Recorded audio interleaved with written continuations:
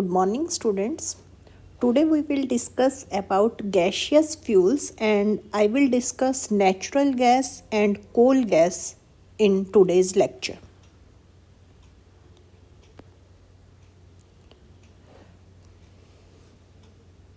Now, first of all, what are fuels? Fuels आपके क्या होते हैं? Fuels are the substances which when burnt, that is on coming in contact and reacting with oxygen or air. यानी fuel आपका कोई एक ऐसा substance होगा जब वो एयर के कांटेक्ट में या ऑक्सीजन के कांटेक्ट में आता है तो that will burn and produces a lot of heat. That substances are called fuels. ठीक है. तो जो फ्यूल आपके हैं वो आपके नेचुरल फ्यूल भी हो सकते हैं और आपके मैन्युफैक्चर्ड फ्यूल भी हो सकते हैं. इनको आप सिंथेटिक फ्यूल्स भी बोलते हैं. मैन्युफैक्चर्ड फ्यूल जो कि आप बनाएंगे नेचुरल फ्यूल्स की प्रोसेसिंग से, और नेचुरल फ्यूल आपके क्या होंगे जो कि नेचर के अंदर एग्जिस्ट करेंगे. राइट. तो ये जो दोनों फ्यूल्स हैं दे can B solid fuels, liquid fuels and gaseous fuels on basis of their physical state. अगर नेचुरल सॉलिड फ्यूल्स की बात करो तो जैसे वुड है, कोल है, ऑयल, शेल है, ये आपके नेचुरल सॉलिड फ्यूल्स हैं. और अगर आप tan bark, bagasse, straw, charcoal, coke, अगर इनकी बात करो तो ये आपके सिंथेटिक सॉलिड फ्यूल्स हैं. और अगर लिक्विड फ्यूल की बात करें तो जो पेट्रोलियम है आपका वो नेचुरल फ्यूल है, और जो पेट्रोलियम के डिस्टिलेशन से आपके वेरियस ऑयल्स बनते हैं, इवन पेट्रोल है, डीजल ऑयल है, ये सारे आपके सिंथेटिक लिक्विड फ्यूल्स हैं. कोल टार है, शेल ऑयल है, अल्कोहल्स हैं, ये आपके सिंथेटिक लिक्विड फ्यूल्स हैं. और अगर हम गैशियस फ्यूल्स की बात करें तो नेचुरल गैस जो आपका है दैट इज़ नेचुरल फ्यूल, और coal gas, producer gas, water gas, hydrogen, acetylene, blast furnace gas, oil gas, ये आपके क्या हैं? सिंथेटिक गैशियस फ्यूल्स हैं. तो आज के लेक्चर में हम नेचुरल गैस और कोल गैस जो हैं इनको डिस्कस करेंगे. तो now first of all what are gaseous fuels. तो गैशियस फ्यूल्स मैंने आपको बताया था जो कि आपके उनकी फिजिकल स्टेट क्या होगी, दे अकर इन गैशियस फॉर्म, और they are obtained either naturally जैसे नेचुरल गैस है, या बाय ट्रीटमेंट ऑफ सॉलिड और लिक्विड फ्यूल. सॉलिड और लिक्विड फ्यूल्स की ट्रीटमेंट से हम इनको बनाएंगे. जैसे आगे अगले लेक्चर में हम वाटर गैस वगैरह करेंगे, या आज भी कोल गैस करेंगे आपकी. तो जो नेचुरली अकरिंग गैशियस फ्यूल्स हैं इनमें नेचुरल गैस और आपका एलपीजी लिक्विफाइड पेट्रोलियम गैस ये आपके मोस्ट इम्पॉर्टेंट है. ठीक है. अब जो गैशियस फ्यूल्स की अगर हम बात करें तो they have lower energy content. उनका एनर्जी कंटेंट जो है that is lower than the liquid fuels. जैसे कि जो कि हमारा पेट्रोल है या डीजल है, उनसे इनका एनर्जी कंटेंट कम होता है. ठीक है. लेकिन फिर भी हम इनको बहुत ज़्यादा जो है यू कैन से यूज़ करते हैं. क्यों यूज़ करते हैं? Because they produces very low green house gases upon burning. अगर हम पेट्रोल और डीजल को बर्न करते हैं तो आपको पता है lot of greenhouse gases are, lot of carbon dioxide emissions are released. लेकिन जबकि हम गैशियस फ्यूल्स को जब हम यूज़ करते हैं तो उनका एनर्जी कंटेंट चाहे कम है, चाहे उनकी कैलोरीफिक वैल्यू कम है एज़ कंपेयर टू पेट्रोल और डीजल, बट हम इनको पोटेंशियली यूज़ करते हैं. क्यों यूज़ करते हैं? क्योंकि इनसे जो ग्रीन हाउस गैसेस का एमिशन है वो कम होता है, और air quality you can say benefits are obtained as compare to जो आप कन्वेंशनल फ्यूल यूज़ करते हो जैसे कि पेट्रोल और डीजल यूज़ करते हो. राइट. तो अब डिसएडवांटेजेस क्या हैं इसके? डिसएडवांटेजेस क्या हैं कि एक तो जब आप गैशियस फ्यूल्स यूज़ करते हो तो very large storage tanks are needed. Very large storage tanks इनको ट्रांसपोर्टेशन के लिए चाहिए. और सेकेंडली अगर कहीं भी लीकेज हो, दे आर हाईली इन्फ्लेमेबल, और अगर कहीं भी लीक हो गई तो there are chances of catching fires. तो फायर हजार्ड्स जो हैं वो हाई हैं जब हम गैशियस फ्यूल यूज़ करते हैं। ठीक है, तो आज हम बारी बारी से पहले एडवांटेजेस कर लेते हैं। गैशियस फ्यूल्स के क्या एडवांटेजेस हैं। अब इनके एडवांटेजेस क्या हैं कि they can be conveyed easily through pipelines के थ्रू आप इनको इजीली ट्रांसपोर्ट कर सकते हैं to the actual place of need, जहाँ पे आपको चाहिए। जैसे अब आपको पता है एलपीजी की पाइपलाइंस भी हमारे घर में आने लगी हैं, हमें अब सिलेंडर जो है वो परचेज़ करने की जरूरत नहीं है। तो इनका जो यू कैन से ट्रांसपोर्टेशन है पाइपलाइंस के थ्रू हम इनको कर सकते हैं, जिससे कि आपकी जो मैनुअल लेबर है ट्रांसपोर्टेशन में की वो आपकी बच जाएगी। ठीक है, then they have high heat contents and that's why you can say they help in having higher temperature. हम हायर टेम्परेचर इनसे अटेन कर सकते हैं। Then they are clean in use, मैंने अभी बताया था ऊपर, इनसे जो ग्रीन हाउस गैसेज है उनका एमिशन बहुत कम होता है, almost nil. And secondly they do not require any special burner, आपको किसी स्पेशल बर्नर की ज़रूरत नहीं है। And they burn without any smoke and ashes, कोई आपका स्मोक इनसे नहीं निकलता, कोई आपकी बीच में एशेज़ जो है यू कैन से राख वगैरह, जैसे आप कोल को बर्न करते हैं तो आपका राख निकलेगा, लेकिन जबकि आप एलपीजी यूज़ करते हैं तो आप देखते हैं बिल्कुल क्लीन फ्यूल है, ना स्मोक आती आपकी, ना आपका ऐश जो है बचता। तो ये आपके एडवांटेजेस हैं। And last, they are free from impurities which are found in solid and liquid fuel. Solid and liquid fuels में आपके इम्प्योरिटीज़ हो सकती हैं, लेकिन जो गैशियस फ्यूल है उसमें आपके इम्प्योरिटी नहीं होती। तो हम अब बात कर रहे हैं नेचुरल गैस और कोल गैस की। अब क्या है, नेचुरल गैस और कोल गैस जो हैं that are important energy sources, आपके इम्पॉर्टेंट एनर्जी सोर्सेज हैं। और नेचुरल गैस जो है that continues to play a vital role in global energy mix. आपका बहुत ज़्यादा जो ग्लोबल लेवल पे है आपका नेचुरल गैस जो है that acts as a source of energy. ठीक है, and it is very excellent domestic fuel and it is conveyed in pipelines over large distances. इसका ट्रांसपोर्टेशन भी आपका बहुत इजी रहेगा।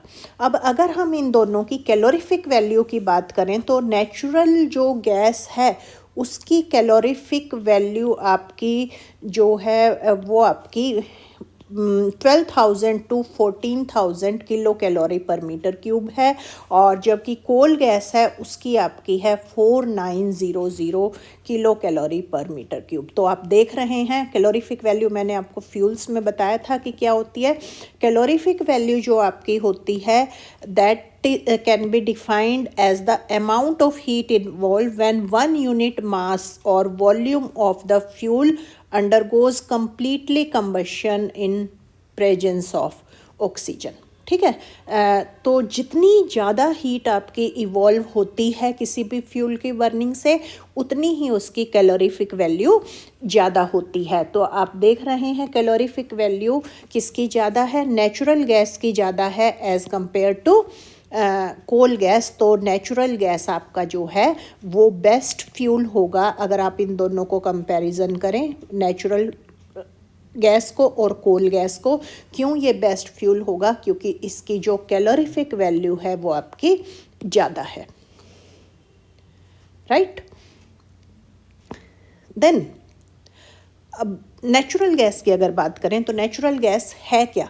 नेचुरल गैस आपका क्या है, it is a fossil fuel primarily composed of methane. जो मेन कॉन्स्टिट्यूएंट आपका इसका रहेगा वो क्या है, दैट इज़ मीथेन। ठीक है, and it contains also a lot of hydrocarbons. तो अभी कंपोजिशन पे आते हैं, उससे पहले फॉर्मेशन कैसे नेचुरल गैस बनती है आपकी, that is formed from organic matter when it is treated with high pressure and heat over millions of years. ठीक है, जैसे आपने पेट्रोल डीजल वगैरह का पढ़ा हुआ है, ये आपके जो है नेचुरल रिसोर्सेज हैं और मिलियंस ऑफ ईयर्स से ये आपके बनते हैं ऑर्गेनिक मैटर से। तो इसी तरह नेचुरल गैस भी आपकी जो है मिलियंस ऑफ ईयर्स जो है उससे ये बनती है। That is non renewable source of energy. और अगर अब हम इसकी कंपोजिशन की बात करें तो एग्जैक्ट कंपोजिशन अब मैं आपको बता रही हूँ। तो इसमें मीथेन आपका है 88.5%, प्रोपेन है आपका 3.7%, इथेन है 5.5%, ब्यूटेन है 1.8% and still other hydrocarbon pentane and higher hydrocarbons हैं 0.5%। ठीक है, और इसके अलावा कुछ ट्रेस गैसेस भी बहुत ही माइन्यूट अमाउंट में, जैसे कि nitrogen, hydrogen, carbon monoxide, carbon dioxide और सल्फर भी प्रेजेंट हो सकती हैं। ठीक है, और सोर्स क्या है नेचुरल गैस का? That are found in underground reservoirs often alongside the crude oil. जब हम क्रूड ऑयल की एक्सट्रैक्शन करते हैं तो वहाँ पर ही अंडरग्राउंड रिजर्वायर्स में आपको नेचुरल गैस भी मिलती है।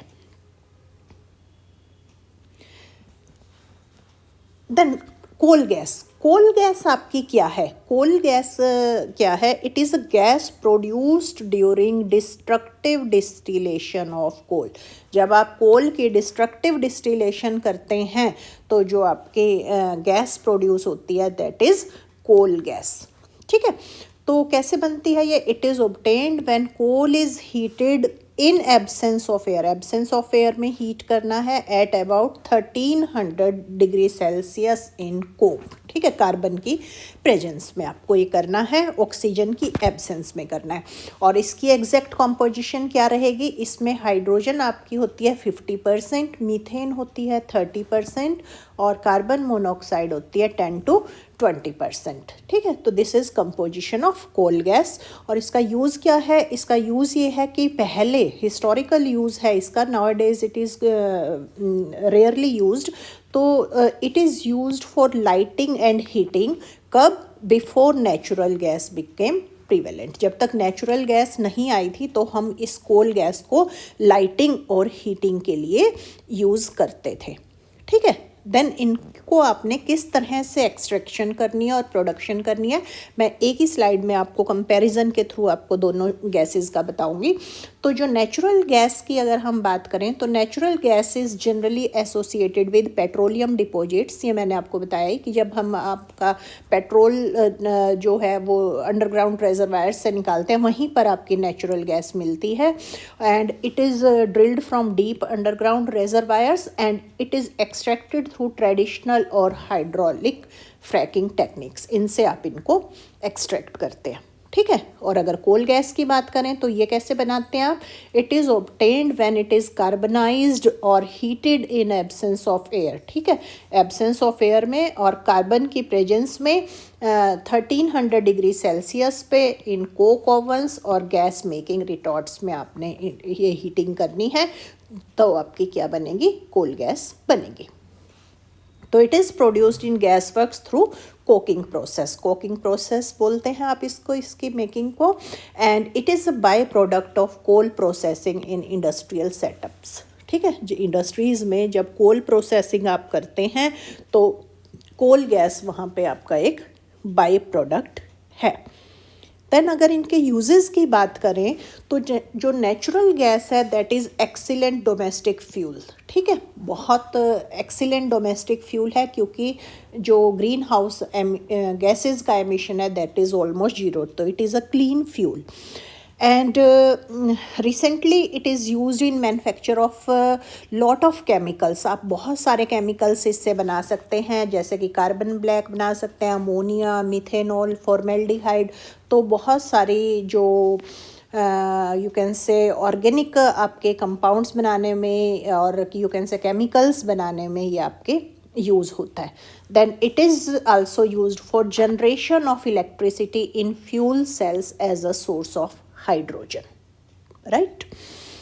Then it is also used as vehicle fuel. आपको पता है CNG, कंप्रेस्ड नेचुरल गैस। ठीक है, आजकल बहुत ज़्यादा आपकी CNG की गाड़ियाँ आ रही हैं तो वो क्लीन फ्यूल है, आपको पता है। तो व्हीकल्स में आप इसको CNG को एज फ्यूल यूज़ करते हैं। देन अगर कोल गैस की बात करें तो historically it is used for lighting, ठीक है, जब तक नेचुरल गैस नहीं आई थी, और ओल्डर इंडस्ट्रियल एप्लीकेशंस में भी हम इसको यूज़ करते थे, और rarely use today due to cleaner alternatives, ठीक है, क्योंकि इनकी जो एमिशन है इससे आपके पॉल्यूटेंट्स आपके निकलते हैं इसकी बर्निंग से, और जो आजकल हमारे पास क्लीनर अल्टरनेटिव हैं जैसे CNG वगैरह है, तो वो आपके क्लीन फ्यूल्स हैं। देन एनवायरमेंटल इम्पैक्ट की अगर हम बात करें तो ये लगभग डिस्कस हो ही गया है कि जो नेचुरल गैस है that is cleaner than coal and lower carbon dioxide emissions, carbon dioxide का एमिशन इससे कम है। लेकिन रिस्क की अगर हम बात करें तो अगर मीथेन जो है आपकी अगर लीक हो गई है, ट्रांसपोर्टेशन के टाइम हो जाए या आपकी प्रोडक्शन के टाइम हो जाए, तो you know it is a very important green house gas. अगर मीथेन की एमिशन हो रही है तो आपका जो ग्रीन हाउस इफ़ेक्ट आपका होगा, तो ये आपका इसका हमारे एनवायरनमेंट पे नेगेटिव इम्पैक्ट रहेगा। देन अगर कोल गैस की बात करें तो कोल गैस जो है इसमें कार्बन डाइऑक्साइड और कार्बन मोनोऑक्साइड के एमिशंस बहुत ज़्यादा है, बहुत हाई है, इसीलिए ये जो आपका है बेस्ट फ्यूल नहीं है। And also the production processes involve significant pollutants, ठीक है, pollutants आपके प्रोडक्शन प्रोसेसेस में जैसे टार चाहिए, अमोनिया चाहिए, तो ये आपके पॉल्यूटेंट्स हैं। तो एनवायरमेंटल इम्पैक्ट जो है इसका कोल गैस का जो है वो हमारे लिए ठीक नहीं है, एनवायरनमेंट पे इम्पैक्ट नेगेटिव ही है। देन अगर नेचुरल गैस के एडवांटेजेस की बात करें तो क्या एडवांटेजेस हैं? हाई एनर्जी एफिशिएंसी, ठीक है, अभी देखा हमने कैलोरीफिक वैल्यू बहुत ज़्यादा है। It is versatile and reliable energy source, it emits less carbon dioxide as compare to coal and oil. And methane जो है आपकी अगर उसकी बायोलॉजिकल माइक्रोबायोलॉजिकल फर्मेंटेशंस हो जाती है तो that will give you synthetic proteins and which can be used as animal feed, ठीक है। तो ये नेचुरल गैस के एडवांटेजेस हैं आपके। Then what are limitations of natural gas, फिर नेचुरल गैस की क्या लिमिटेशंस हैं? तो वो यही कि अगर मीथेन एमिशन हो जाती है तो it is a greenhouse effect that can contribute to global warming and it requires extensive infrastructure. अभी जैसे मैंने बताया था आपको बहुत बड़ी बड़ी पाइपलाइंस चाहिए इनकी ट्रांसपोर्टेशन के लिए, स्टोरेज के लिए, and it is non renewable resource with finite reserves, ठीक है, हमारे नेचर में फाइनाइट रिजर्व्स हैं और it is non renewable energy resource. Then अगर कोल गैस की बात करें तो कोल गैस के आपके क्या एडवांटेजेस और डिसएडवांटेजेस रहेंगे? अगर एडवांटेजेस की प्रोज की बात करें तो it is produced domestically in some regions, ठीक है, and it has historical significance in industrial growth. लेकिन अगर हम इसके कॉन्स की बात करें, डिसएडवांटेजेस की बात करें, तो मॉडर्न एनर्जी सिस्टम्स में ये आजकल टोटली ऑब्सोल्यूट हो गई है। हम इसको रेयरली यूज्ड करते हैं। क्यों रेयरली यूज्ड करते हैं? Because of high pollution levels, ठीक है, पोल्यूशन आपका ज़्यादा होता है जब आप कोल गैस को बर्न करते हैं, ठीक है।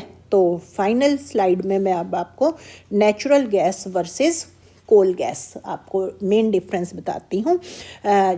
मेन कंपोनेंट की बात करें तो नेचुरल गैस का मेन कंपोनेंट मीथेन है और कोल गैस का मेन कंपोनेंट आपका हाइड्रोजन है, ठीक है, रेस्ट कार्बन मोनोऑक्साइड और मीथेन है।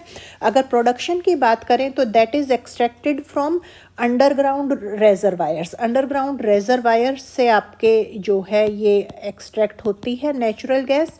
लेकिन अगर हम इसकी बात करें कोल गैस की तो it is derived from coal processing, right. और एनवायरनमेंट इम्पैक्ट की बात करें तो इससे लोअर एमिशंस हैं कार्बन मोनोऑक्साइड, कार्बन डाइऑक्साइड के, और that results in higher emission. Coal gas से हायर एमिशंस है। देन जो नेचुरल गैस है इसको हम वाइडली यूज़ करते हैं, लेकिन कोल गैस को आजकल हम लिमिटेड यूज़ है इसका, इसको हम रेयरली ही यूज़ करते हैं, ठीक है। तो this was the difference between natural gas and coal gas. So this was all about today's lecture. Thanks for watching the video. Thank you.